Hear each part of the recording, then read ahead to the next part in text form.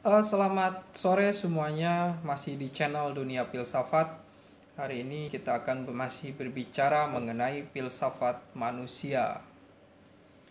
Membahas filsafat manusia berarti membahas tentang esensi dari manusia. Apa itu esensi manusia?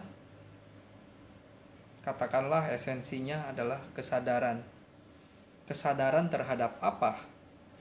Kesadaran terhadap keberadaan dirinya. Ini menjadi analisis eksistensialis. Apabila kesadarannya mengenai hubungannya dengan realitas yang tertinggi, maka ini menjadi analisis teologi atau metafisika. Jadi keberadaan manusia karena adanya Tuhan, teologi. Terus keberadaan manusia di dalam masyarakat ini menjadi analisis sosial, mungkin menjadi dimensi relasi manusia secara sosial. Apa yang mau kita pahami dari diri kita ini tergantung seberapa komitmen kita untuk menjalani itu. Kita bisa mengasah manusia menurut Konfusius adalah dengan manusia lagi. Komunikasi kita dengan manusia, kita menyaksikan ada manusia yang sopan, ada manusia yang baik, ada yang ingkari janji, ada yang sombong. Apakah ini pembahasan mengenai filsafat manusia?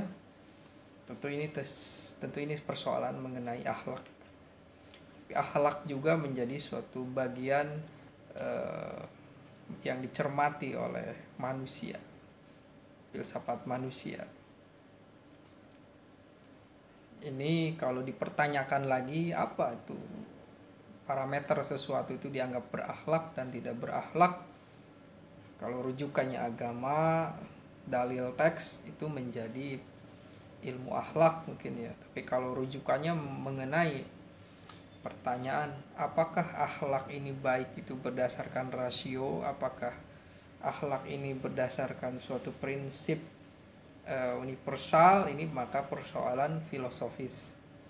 Tapi tentu saja mendasarkan akhlak kepada sesuatu yang bersifat pesan-pesan atau inspirasi agama tentu saja ini memiliki kesamaan juga.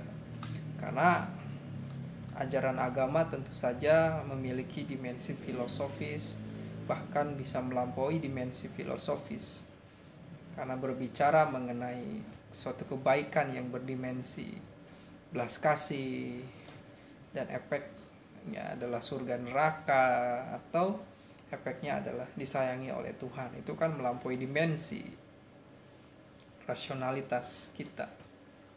Dan tentu saja agama dan pikiran manusia atau rasionalitas dan intuisi dari agama ini saling melengkapi. Kedua-duanya berasal dari Tuhan.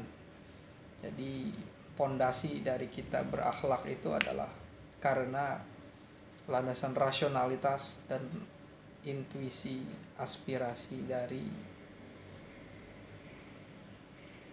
agama. Jadi manusia ingin menjalani kehidupannya itu dengan keadaan yang sangat rasional. Dia bisa menjalani kehidupannya itu menggunakan akal sehatnya. Juga dia ingin mendapatkan suatu sentuhan terhadap jiwanya agar dia bisa tenang. Tentu saja di sini ada aspirasi atau inspirasi dari agama. Dan manusia membutuhkan agama. Dan agama menjadi suatu inspirasi bagi peradaban budaya sepanjang zaman. Dan padanya juga ada suatu permasalahan juga ketika agama dijadikan sebagai suatu alat untuk kekuasaan atau disalahpahami sehingga terjadi pertengkaran Disinilah dibutuhkan suatu rasionalitas dan juga suatu pemahaman intuitif terhadap penafsiran agama. Melihat manusia yang beragama itu, dia sebagai manusia yang harus kita hormati, harus kita jaga, bahkan harus dilindungi, tidak kita ciderai hak asasi manusianya. Misalnya soal Palestina, penafsiran begitu banyak tentang hubungan dengan Israel atau dengan Yahudi. Tapi yang paling pasti adalah tindakan dari Israel itu adalah membunuh, misalnya mengambil tanah dari orang Palestina, yaitu suatu yang perbuatan yang tidak baik. Tapi berusaha untuk berkomunikasi dengan orang Israel dan berusaha untuk berdialog, mengambil suatu kesempatan gitu ya, walaupun hanya beberapa persen saja kita memberikan masukan, misalnya seperti yang dilakukan oleh Gus Dur atau Gus Yahya yang sekarang jadi ketua PBNU. Ini menjadi sesuatu harapan, karena langsung menyampaikan kritik atau pesan kepada musuh itu suatu yang lebih berguna mungkin ya. Itu perlu dicoba gitu, berdialog langsung dan menjadi teman dari orang yang dianggap musuh bersama itu sangat luar biasa sekali. Hal ini tentu saja karena adanya dialog. Maka sepanjang zaman ini suatu perdamaian itu bisa ada karena adanya dialog, suatu komunikasi. Manusia harus mempelajari bagaimana cara berdialog sepanjang zaman ini. Rasionalitas komunikatif, kata Habermas, yang ideal gitu ya, mempunyai nilai-nilai yang humanis, emansipatoris. Ya, karena itulah yang namanya manusia sebagai makhluk yang mempunyai rasionalitas harus menjalankan etika. Etika itu menjalankan suatu kebaikan dan menghindari sesuatu yang bersifat tidak baik. Sesuatu yang baik tentu saja adalah yang tidak bertentangan dengan akal sehat. Merugikan orang lain itu kan tidak boleh.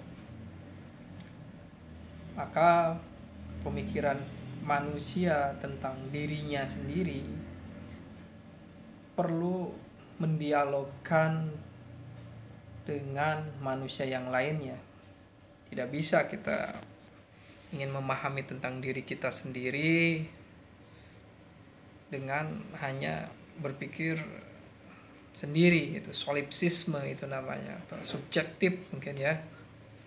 Itulah, manusia akan selalu mencari dirinya dengan berdialog dengan yang lainnya.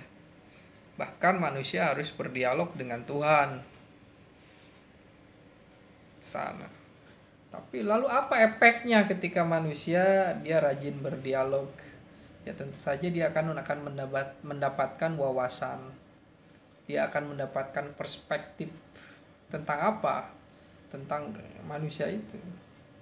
Tentang manusia yang harus bisa menyelesaikan persoalannya. Ketika dia tidak bisa mendapatkan problem solving, dia mendapatkan petunjuk atau ilmu dari yang lainnya. Jadi manusia itu adalah homo socius son politikon, manusia yang harus berpolitik, bersosial. Lalu siapakah yang bisa kita ajak berdialog? Siapapun bisa kita ajak untuk berdialog, berbicara mengenai perdamaian dunia misalnya, atau berbicara mengenai pembangunan kesejahteraan sosial. Begitu banyak yang bisa kita renungkan tentang pemikiran tentang kesejahteraan sosial, tentang bagaimana Finlandia membangun ekonominya, bagaimana Cina membangun sistem produksinya dan sistem marketing pemasarannya sehingga bisa mendapatkan profit. Juga bagaimana spiritualitas itu bisa semakin meningkat dengan cara kita belajar kepada orang yang memahami spiritualitas. Jadi dimensi kemanusiaan kita itu akan hidup selama kita berdialog. Jadi mungkin kita berbahasa itu ekspresi dari perenungan kita. Kita berbahasa, kita mengungkapkan pemikiran kita mengenai diri kita gitu. Dan pengalaman manusia yang lainnya. Ini adalah upaya untuk menjelaskan suatu realitas. Dan gaya dari berfilsafat itu tentu saja ada refleksi betapa dunia ini masih dipenuhi oleh keegoisan, lebih mementingkan material gitu. Banyak orang yang mau mereduksi kebenarannya dan menganggap kebenaran itu hanya milik dirinya. Masih banyak manusia yang tidak mau berpikir secara mendalam sehingga hanya bersifat pragmatis saja.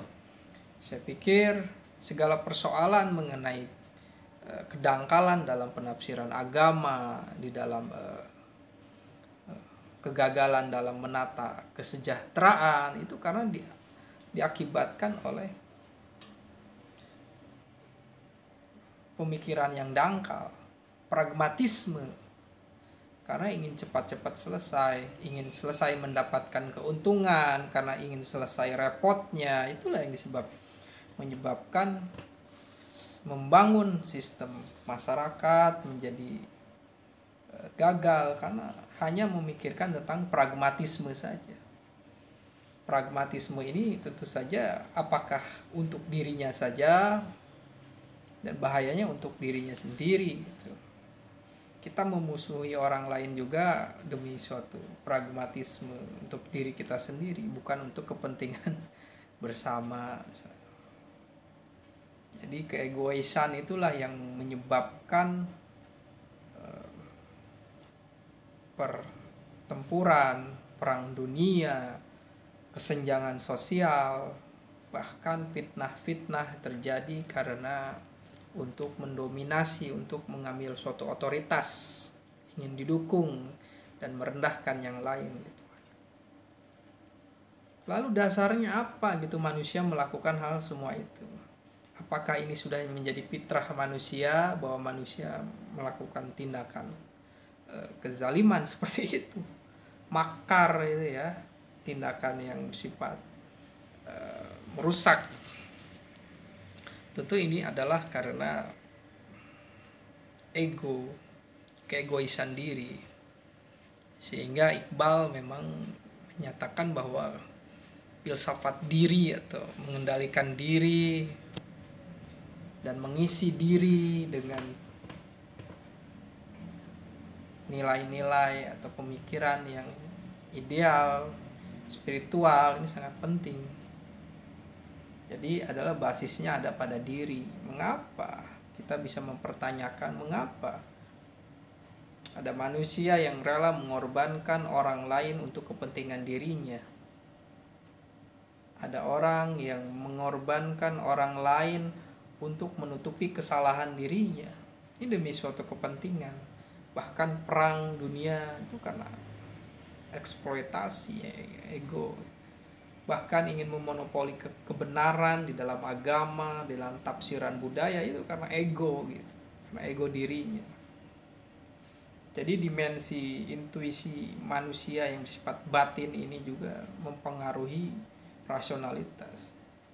Jadi rasionalitas itu bagian yang memiliki bagian lagi di dalamnya yang lebih halus, yaitu intuisi, suatu kepekaan untuk kepada terkoneksi dengan kehendak dan terkoneksi dengan belas kasih. Banyak orang yang pintar tapi hatinya mati, tidak terkoneksi dengan belas kasih, tidak mau membantu sesama, itu kan menandakan bahwa rasionalitas itu memiliki tingkatan tersendiri. Dan manusia harus merenungkan itu, merenungkan tentang bagaimana caranya dia bisa memahami tingkatan kesadaran, dan juga bagaimana mengimplementasikan kesadaran mengenai nilai untuk menjadi suatu aktivitas yang bisa membuat manusia itu menjadi bahagia, terbantu hidupnya. Dan tentu saja bukan hanya untuk orang lain, dan itu juga efeknya kepada diri kita sendiri. Jadi berfilsafat berusaha untuk merefleksikan kesadaran kita, keterbatasan kita, dan harapan. Pasti ada suatu harapan yang dirasionalisasi menjadikan kita lebih mau untuk menjalani suatu komitmen untuk memeriksa diri. Apakah ini filsafat? Tentu saja. Berfilsafat adalah merefleksikan diri dan memahami relasi kita dengan yang lainnya. Terima kasih.